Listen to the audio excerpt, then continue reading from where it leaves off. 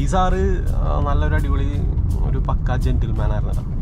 പക്ഷേ എന്നോട് അധികം നേരം മിണ്ടിയില്ല. മീൻസ് ലൈക്ക് ഫുള്ളി 3 ഫോണുണ്ടല്ലോ, ആ 3 ഫോണിൽ ഇങ്ങനെ മാറി ഇങ്ങനെ കോൾ വന്നുകൊണ്ടിരിക്കണായിരുന്നു.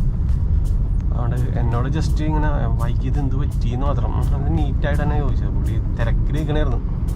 പക്ഷെ നമുക്ക് ആ ഒരു മരോട്ട് ചോടിൽ ആ ഒരു ബ്ലോക്ക്, സർവീസ് റോഡിലെ ബ്ലോക്ക് ഉള്ളത് കൊണ്ട് കറങ്ങിയാൽ വന്നതെന്ന് പറഞ്ഞു. അപ്പോൾ പുള്ളിക്ക് മനസ്സിലായി സംഭവം അവിടെ ഇത്തിരി വള്ളിയാണെന്ന് പറഞ്ഞു.